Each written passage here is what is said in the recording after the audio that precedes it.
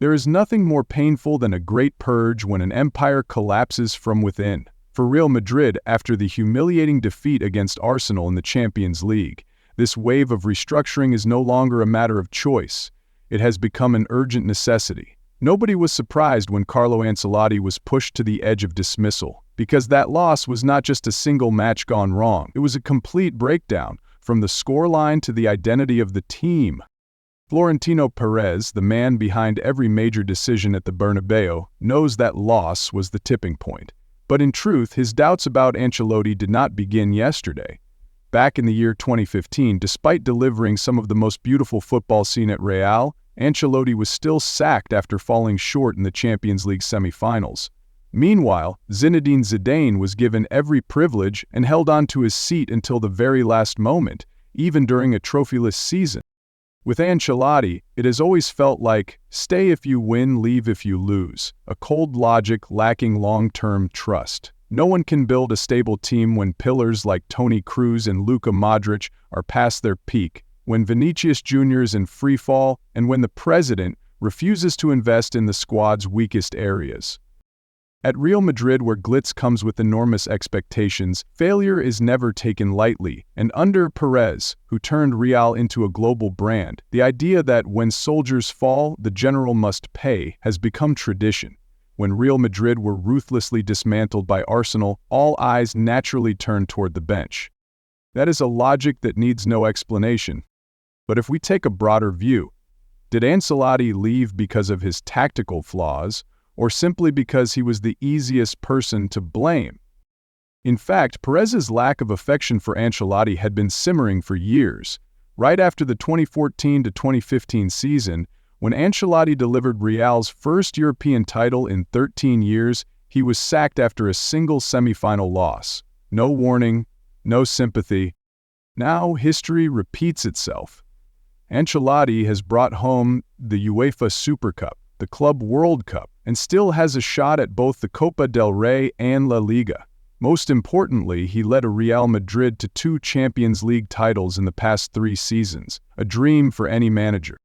The way Perez has handled the 2 most successful managers of Real Madrid in the 21st century, Zidane and Ancelotti, makes one thing crystal clear: past glories, emotions, or achievements are never enough to keep your job at the Bernabéu. Zidane left bitterly, writing an open letter expressing his disillusionment with the club's upper management. Perez stayed silent. He neither denied the claims nor took any responsibility. Now, that same story is unfolding with Ancelotti. This cold-blooded management style is, in truth, the hallmark of the Perez era.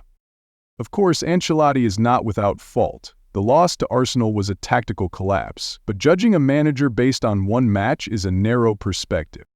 This season, Real have had a shallow squad, no depth, no reliable backup options. The team has been drained by a long campaign. Kylian Mbappe's arrival disrupted the tactical balance. Injuries to Eder Militao, David Alaba, and the decline of both Vinicius and Rodrigo are factors beyond any coach's control.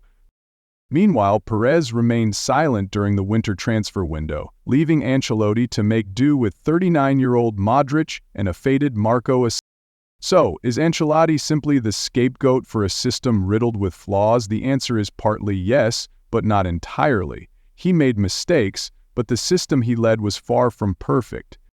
The real problem lies in the club's operating model. Under Perez, Real Madrid does not believe in long-term trust. He is the ultimate decision-maker, and when results fall short, he acts, regardless of past achievements.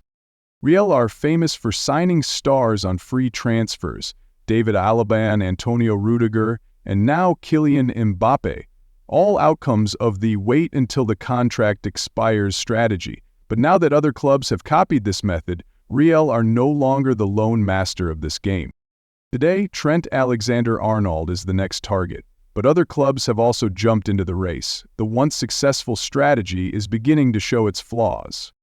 Is Perez falling asleep on his throne of power? At Real Madrid, nothing escapes Perez's control, and if we consider the deeper layer of the current crisis, the free agent signing policy, it has become a double-edged sword. Once a stroke of genius, it now threatens to cost Los Blancos an entire season. Take the case of Jared Branthwaite. a young center-back performing brilliantly in the Premier League with Brentford, and recently called up to the national team in his early 20s. A player who fits every need Real are looking for: youth, physical profile, Spanish nationality, yet because of a €50 million price tag, a figure well within Real's means, the deal is on the brink of collapse. Perez has set a hard cap, not a cent over 40 million. Real are even considering selling David Alaba to reduce the wage bill and pivoting toward cheaper options like Sam Beckenham, or promoting 17-year-old Juan Martinez from the academy. On paper, this might make sense, but it clearly shows that Real Madrid are prioritizing financial balance over sporting quality, and that is a gamble that could cost the club dearly. What is even more concerning is Perez's increasing dependence on the free agent model. The plan to wait until the summer of 2025 to sign Alexander-Arnold for free might sound modern, but it ignores a harsh truth. Real Madrid are dangerously lacking in squad depth, especially with Toni Kroos set to retire. Ancelotti once requested a replacement for Kroos and was denied. And now, after Real's complete collapse against Arsenal, people are starting to see the consequences of that waiting game. The wait until contract ends strategy is not inherently wrong, but if Real live on hope while rivals like Manchester City, Arsenal, and PSG continue pouring resources into building elite squads, then they are playing a reactive game, always one step behind. And if fear of overspending at the negotiation table persists, failure on the pitch becomes inevitable. This season is already the clearest example. Real Madrid, once the symbol of Champions League dominance, are now the team that ran the least in the round of 16. Having to pull up Raúl Asensio from the youth squad to start in defense is the most glaring evidence of the risks from underinvestment. Perez may still be a financial mastermind, the architect of the modern Galacticos era, but football cannot be run solely on economic formulas. If he does not urgently reassess the free agent approach, Real Madrid may keep coming up empty-handed, even with some of the world's most expensive stars in the squad. As the great restructuring begins, the fringe players will always be the first ones targeted. More than 54,000 fans took part in a Marca survey and the results were shocking. Lucas Vázquez, David Alaba, Ferland Mendy, and even Vinicius Jr. all received high numbers of votes in the should-be-sold category. Lucas Vázquez, once seen as the symbol of versatility, is no longer a reliable solution. Fran García, the temporary replacement for Ferland Mendy, has lost the trust of the coaching staff, and even Arda Güler, the highly promising gem, is now facing the risk of being loaned out due to his lack of a role in the first team. If those names do leave, the Real Madrid dressing room will certainly look very different, but the bigger question is this: who will arrive? If Real Madrid truly wants to start a revolution after the shock of the Arsenal defeat, it cannot be just talk. Names like Fran García, Lucas Vázquez, or Arda Güler, while full of potential, now face one major question: what can they still contribute to the team? Fran García is the prime example of a deal driven more by affordability than quality. He has pace and spirit, yes, but his positional awareness and defensive skills have never met Champions League standards. He is useful for emergencies, not for long-term plans. Lucas Vázquez tells the opposite story. He is a veteran, a symbol of loyalty, but at 33 years old he has lost his pace and no longer brings the spark. The fact that he often fills in at right back speaks more to the lack of depth than his so-called versatility. As for Arda Güler, the gifted young star, he has been nearly forgotten. Though he recovered from injury long ago, his minutes have been so limited that there is no way to fairly assess or develop him. If Real cannot guarantee playing time alone, like what they did with Brahim Diaz or Takefusa Kubo, would be the smartest move. And Alvaro Odriozola? He no longer features in any present or future plan. Leaving the club at the end of his contract this summer is inevitable, and no one is second-guessing it. When Perez decides to rebuild, he never does things halfway. He is ready to spend. The only question is how and on whom. Real Madrid currently holds a healthy financial position, thanks to tight wage control and strong revenues from UEFA and media rights. They could easily spend €200 million if necessary, but the current dilemma is this: should they buy players first or appoint the new manager first?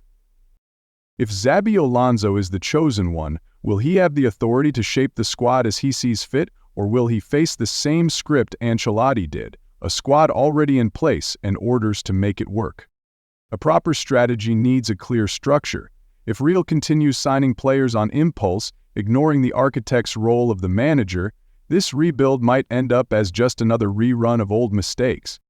Rebuilding only works if it comes with reinvestment. That is the principle Real Madrid must follow, or they risk spiraling further into instability, inconsistent form, and a style of play that lacks identity. The loss to Arsenal with an aggregate score of 1-5 was not just a defeat, it was a final warning. The Bernabéu is no longer the fortress it once was. When names like Luka Modric, Lucas Vázquez, Jesus Vallejo, or even David Alaba lose both their influence on the pitch and inside the locker room, a clear-out becomes inevitable. But the more important question is, what are they clearing out for? From key players no longer meeting expectations like Ferland Mendy and Fran García, to permanent bench options like Vázquez, Valle, or Dani Ceballos, Real can recover a decent sum. Even underused young talents like Arda Güler, Brahim Diaz, or backup goalkeeper Andriy Lunin, who surely does not want to stay second choice with the World Cup 2026 approaching, are all under evaluation. According to Transfermarkt data, the combined market value of that group ranges between 120 and 150 million euros. On top of that, Real can save a significant chunk from the wage bill currently absorbed by aging veterans. More importantly, Real Madrid holds a massive financial advantage to support a full-scale rebuild. According to Deloitte, Real became the first club in history to surpass 1.05 billion euros in revenue in a single season, the 2023 to 2024 campaign. Revenue from the Bernabeu alone, thanks to its transformation into a multifunctional entertainment complex, has doubled, reaching 248 million euros. Though they borrowed over 1 billion euros since 2018 to renovate the stadium, Real is now benefiting from a massive cash flow through events, concerts, VIP boxes, and soon even the NFL. That means if they want to, they can offload 7 to 8 players, clean house, and reinvest in strategic targets like Alphonso Davies, Florian Wirtz, or any player handpicked by the next head coach. By combining this clear-out fund with financial firepower exceeding 1 billion euros, Real Madrid is standing at a crossroads. Either go bold and spend to reclaim glory, or stay conservative and bury the next season before it even begins. But Real is not alone in this market. Arsenal has already pulled off the Odegaard heist once, and now they are eyeing Güler. Liverpool could easily lock in Trent Alexander-Arnold with the captain's armband and a new long-term deal. Meanwhile, players like Rodrigo, Eduardo Camavinga, and Federico Valverde may start to waver if they sense they are no longer central to the club's future. The Premier League is ready to spend big and seize every possible edge. Real Madrid is entering a major purge, but make no mistake, this is not a game they are playing in isolation. When the giant lowers its guard, the rest of world football sets traps. Reports suggest that Arsenal reached out to Arda Güler's camp as early as late 2024, hoping to mold him into another Odegaard. Güler, currently trapped in a system revolving around Bellingham, Vinicius, and Mbappe, simply wants to play. If Real hesitates, a surprise move is only a matter of time. At a higher level, the Camavinga-Tchouaméni duo is no longer untouchable. Liverpool is preparing a bid of up to 90 million euros. Camavinga has never enjoyed full trust from Ancelotti, while Tchouaméni is highly coveted across Europe. After a 1-5 demolition by Arsenal, selling to reinvest is no longer unthinkable. Endrick's case is another telling snapshot. Branded the new Ronaldo, but only 18 years old, he often starts from the bench. Pressure is unavoidable, and as Real struggles to find his footing, Barcelona and PSG are lurking in the background. As for the players Real is pursuing, they are not uncontested either. Alexander-Arnold could easily stay at Liverpool with a new 4-year deal. Florian Wirtz has Bayern Munich rolling out the red carpet. Manchester City is reportedly willing to drop 250 million euros to wreck Real's entire plan. The transfer market is no longer a one-sided playground where Perez opens the wallet and gets what he wants. Modern football is a battlefield of mind games, media narratives, and secret handshakes. If Real Madrid fails to plan their next moves carefully, this so-called purge could become an open door through which their greatest rivals storm the Bernabéu and steal the club's soul. Squad overhaul is not an option, it is mandatory. But how they do it, in what order, and whether there is alignment within the club, that is the real key. Tearing down to rebuild or simply redoing the same thing, those are two completely different paths. From the head coach to fringe players like Güler, every name pushed out of Real Madrid tells a bigger story, how the Royal Club is redefining what success means and what failure really looks like. For a club that calls itself the King of Europe, rebuilding can never be a half measure.